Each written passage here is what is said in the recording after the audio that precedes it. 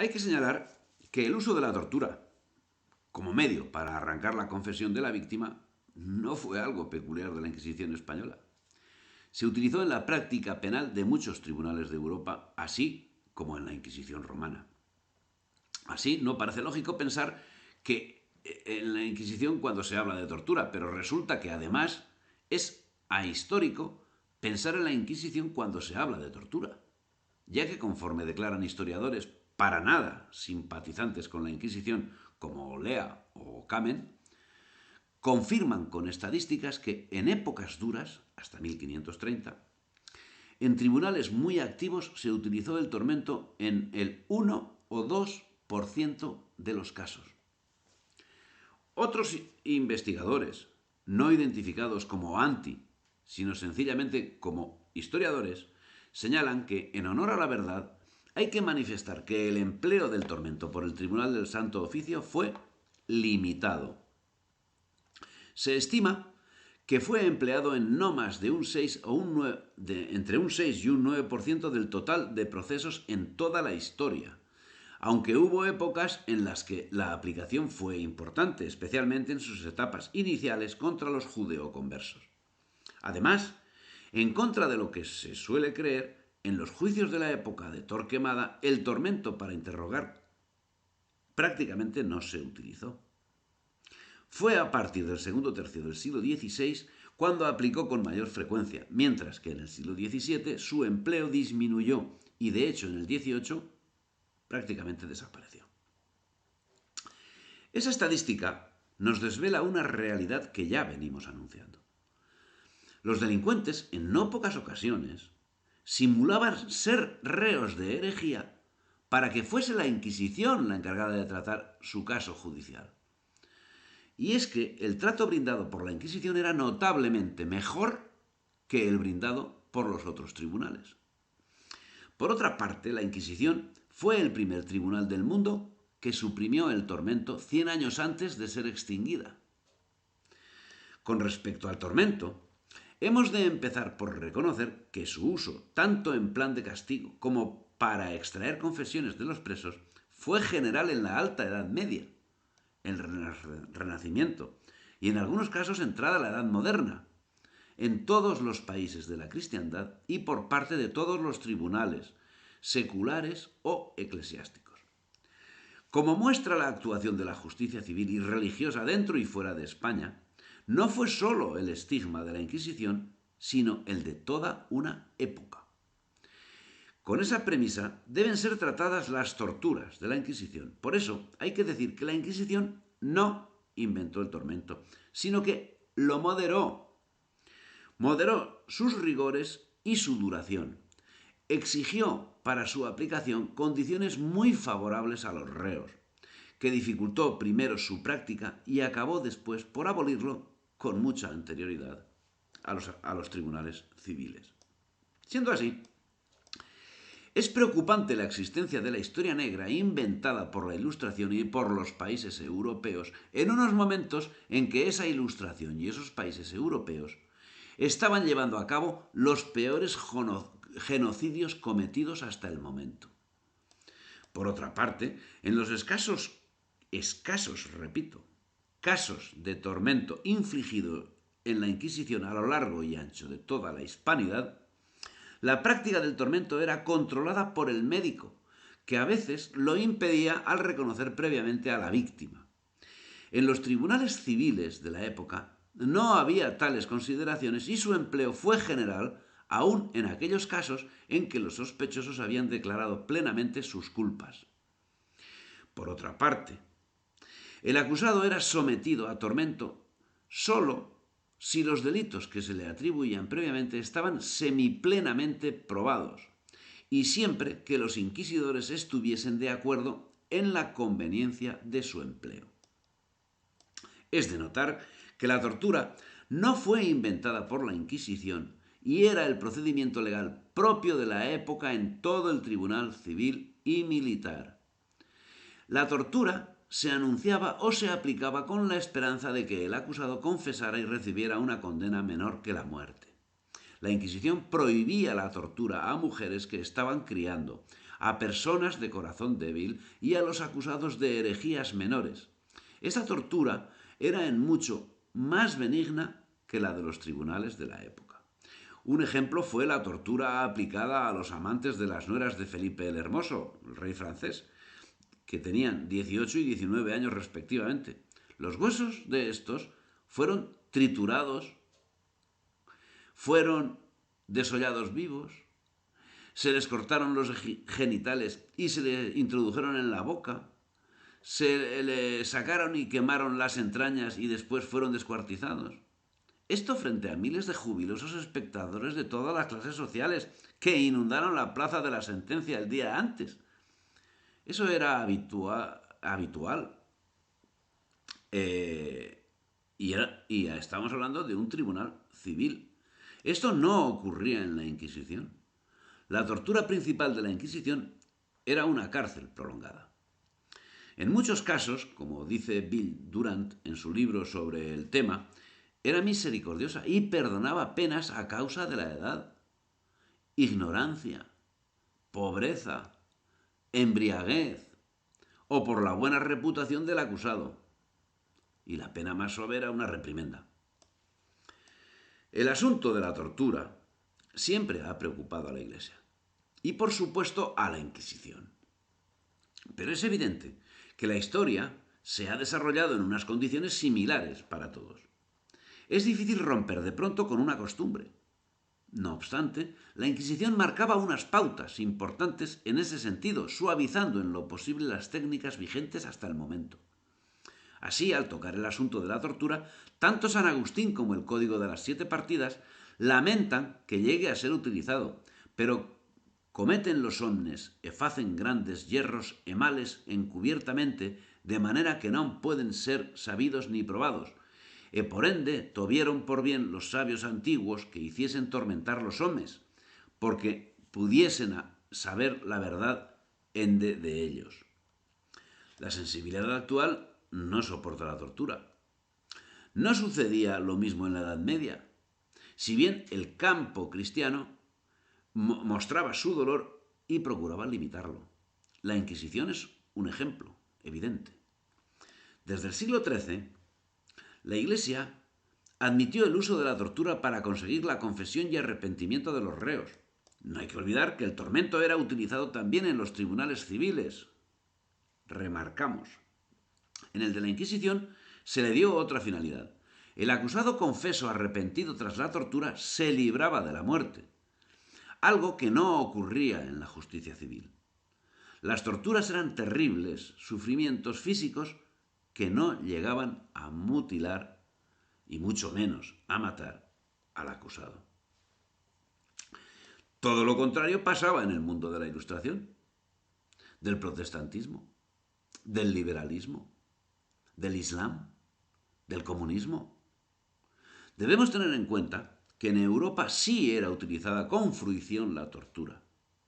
Y hasta 1921, hace un siglo XX, en Estados Unidos se aplicaba el tormento de la barra y se reconocía que en la investigación de los delitos es frecuentemente esencial que deba dejarse cierta discreción al Departamento de Policía y al Procurador en cuanto a los métodos que deben emplearse en cada caso. 1921.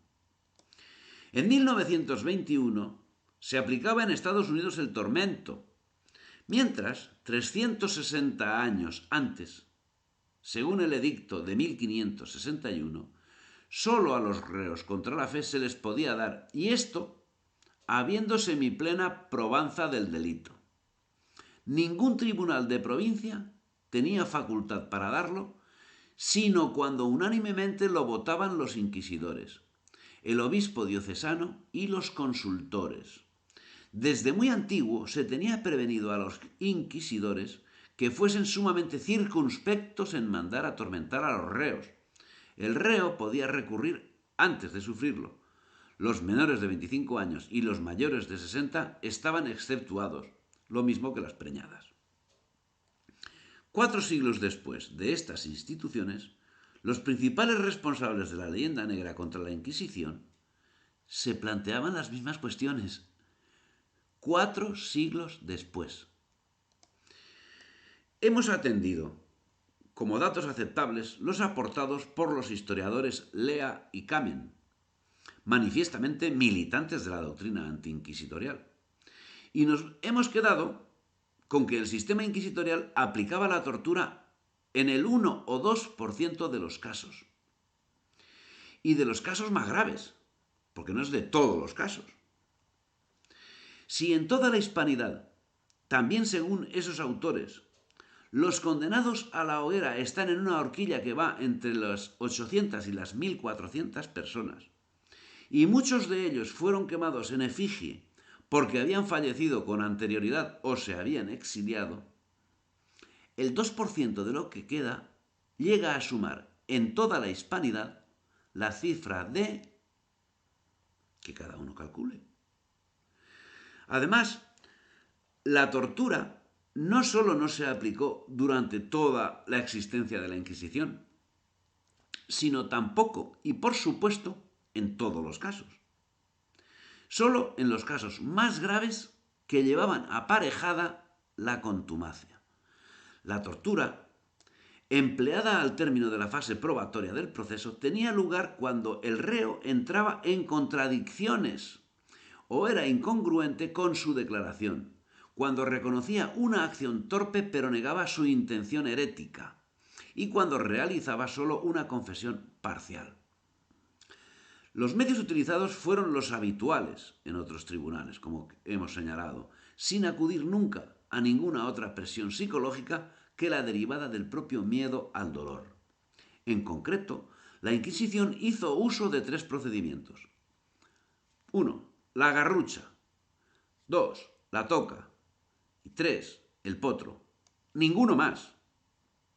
El primero consistía en sujetar a la víctima de los brazos detrás de la espalda, alzándole desde el suelo con una soga atada a las muñecas, mientras de los pies pendían las pesas. En tal posición era mantenido durante un tiempo, agravándose a veces el tormento soltando bruscamente la soga que colgaba de una polea y dejándole caer, con el consiguiente peligro de descoyuntar las extremidades. Más sofisticada era la tortura del agua, en la que el reo era subido a una especie de escalera para luego doblarle sobre sí mismo con la cabeza más baja que los pies. Situado así, se le inmovilizaba la cabeza para introducirle por la boca una toca o venda de lino a la que fluía agua de una jarra con capacidad para algo más de 1 litro. La víctima sufría la consiguiente sensación de ahogo, mientras de vez en cuando le era retirada la toca para conminarle a confesar. La severidad del castigo se medía por el número de jarras consumidas, a veces 6 u 8. Estas 2 formas de tortura, las más primitivas, cayeron pronto en desuso y fueron reemplazadas por el potro, instrumento al que era atada la víctima. Con la cuerda alrededor de su cuerpo y en las extremidades, el verdugo daba vueltas a un dispositivo que progresivamente la ceñía, mientras el reo era advertido de que, de no decir la verdad, proseguiría el tormento dando otra o varias vueltas. Bien, muy agradables no podían ser. Bueno, esta explicación, por supuesto, nos deja atónitos. Y con nuestra sensibilidad del siglo XXI la estimamos inaceptable. Pero debemos tener en cuenta, según los datos estadísticos aportados, que la Inquisición era de la misma opinión. Estos métodos, al parecer, sí eran aplicados por los mismos que crearon la historia negra. Los datos están en los archivos de la Inquisición, que era metódica en todo. Será cuestión de que los investigadores realicen una lista con todos los casos. Lo cierto es que 139 años antes de que en Estados Unidos se planteara suprimir la tortura, en 24 de agosto de 1782 se aplicó en Sevilla el último suplicio a una mujer. Precedieron a la captura de esta mujer más de 10 años de delaciones no interrumpidas. Debemos considerar además que no hay referencia alguna fidedigna de que la Inquisición española tratara con ensañamiento a sus víctimas, como las hay, en cambio, en la historia de las persecuciones religiosas de Francia, de Inglaterra, de Alemania. admitimos sin reparo que el Tribunal de la Inquisición no tenía la exclusiva del uso de la tortura, que no usaba de ella indiscriminadamente, y aunque la aplicaba, lo hacía con desagrado y como un mal menor. Porque si es cierto que la tortura era utilizada, también es cierto que no era sistemática, como hemos señalado, pertenecía a un mínimo porcentaje, sino que era aplicada en casos muy concretos de contumacia que en cualquiera de los casos deben configurar una cifra total, que por lo dicho hasta el momento, y a falta de comprobación, no puede pasar como mucho de las 2 cifras bajas en toda la hispanidad. También es cierto que la tortura era un método utilizado en la época por todas las instancias, civiles, militares, españolas y extranjeras. Y a ese método no eran ajenos ni los musulmanes ni los protestantes. No se trata de justificar el acto. Se trata de no acusar a la Inquisición de actos que estaban generalmente asumidos. Y también dice Juan Antonio Llorente, secretario que fue de la Inquisición, que es cierto que los inquisidores hace muchos tiempos que se han abstenido de decretarlo, de forma que casi se puede reputar abolido por el no uso. Y este señor, Juan Antonio Llorente, secretario que fue de la Inquisición, se significó como un enemigo de la Inquisición. En definitiva, las pocas decenas de torturas que a lo largo de todo el imperio y a lo largo de 350 años pudo llevar a efecto la Inquisición, tenía lugar cuando se trataba de delitos muy graves. Había grandes indicios o sospechas de culpabilidad y se producía alguna de las siguientes circunstancias. Que el reo entraba en contradicciones, que el reo era incongruente con su declaración, que reconocía una acción torpe pero negaba su intención herética y que realizaba solo una confesión parcial. Difícilmente encontraremos muchos reos en cada uno de los casos. Henry Kamen, como digo, historiador, enemigo manifiesto de la Inquisición, afirma, citando las instrucciones de 1561, que venimos considerando que su aplicación debía estar de acuerdo con la conciencia y arbitrio de los jueces, regulados según derecho, razón y buena conciencia. Deben los inquisidores mirar mucho que la sentencia del tormento sea justificada y precediendo legítimos indicios. El mismo Kamen llega a la conclusión de que, teniendo en cuenta la praxis procesal de la época, la Inquisición española siguió una política de benignidad y circunspección que la deja en lugar favorable si se la compara con cualquier otra institución. A este respecto proporciona algunos datos sobre la misma. Por ejemplo, el de que en Granada de 1573 a 1577 se aplicó a un 7% de acusados y en Sevilla de 1602 a 1612 a un 11%. En Lima, durante el siglo XVIII, solo se aplicó en el 2% de los casos. Hoy, nadie que se considere serio, atiende las difamaciones de la Ilustración. El uso de la tortura, que en realidad parece que se aplicaba, como queda manifiestamente expresado, en raras ocasiones, capturó la imaginación de los escritores populares tardíos, y a ellos debemos algunas de las más imaginarias páginas de ficción romántica que se produjeron durante el siglo XVIII y XIX. No debemos exagerar el significado de la tortura o de la pena de muerte. Salvo algunas excepciones importantes, la tortura se empleaba muy poco. Y las cifras por muertes inquisitoriales han sido, consideradas exageradísimamente. En la Inquisición española, esta medida se aplicaba en los casos que el delito estaba casi probado, como hemos dicho, y siempre que estuviese de acuerdo los inquisidores ordinarios y apostólicos. Cuando el reo confesaba tras la aplicación del tormento, la validez de su testimonio quedaba supeditada a la posterior ratificación algunos días después del suplicio. Por otra parte, en la mayor parte de los casos se imponía la tortura solo para conseguir confirmación de lo que los inquisidores ya sabían, porque sin confesión la penitencia quedaba descartada. La creencia de que las torturas usadas por la Inquisición de España fueron excepcionalmente crueles se debe a escritores sensacionalistas, principalmente ingleses, franceses, miembros de la Ilustración. Pero el caso es que el general francés Belliard, que fue gobernador de Madrid en tiempo de la invasión francesa, tuvo, como era natural, vehementísimos derechos de conocer las cárceles del Santo Oficio y mayores aún de inspeccionar por sí mismo el cuarto del tormento, tal como se lo habían pintado los libros que había leído.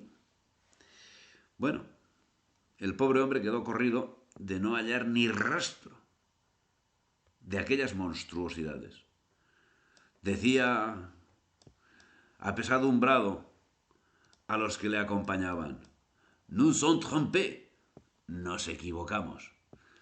Muchísimos años hacía que la Inquisición no aplicaba el tormento a nadie. El uso del tormento sí llegó a ser generalizado en la Europa civilizada. ¿Con qué razón se echa en cara a los tribunales del Santo Oficio el uso de una práctica que en Europa era lícita y universal? ¿Acaso puede ignorarse que el suplicio de la rueda se empleó en Alemania hasta 1841, cuando ya habían nacido y hasta muerto no pocos filósofos de esos que nos enamoran y mienten? Pues son sofistas, no filósofos. El mismo tormento no subsistió en Austria hasta 1776, en Francia hasta 1789, en Prusia hasta 1740, en Sajonia hasta 1770, en Rusia hasta 1801. ¿Dónde tardó más en abolirse este factor de enjuiciamiento criminal sino en Württemberg y en Gotha, estados del Imperio Alemán, que perduró hasta 1809 y 1828 respectivamente? El caso es que estas fechas no son posteriores en el argumentario de Juderías porque murió antes de las atrocidades cometidas por el sistema liberal y comunista durante el siglo XIX. La referencia a Juderías es que esta cita es de Julián Juderías. Murió antes de las atrocidades cometidas por los sistemas liberal y comunista durante el siglo XX, de las que no puede ser excluido el genocidio mayor de la historia, el aborto.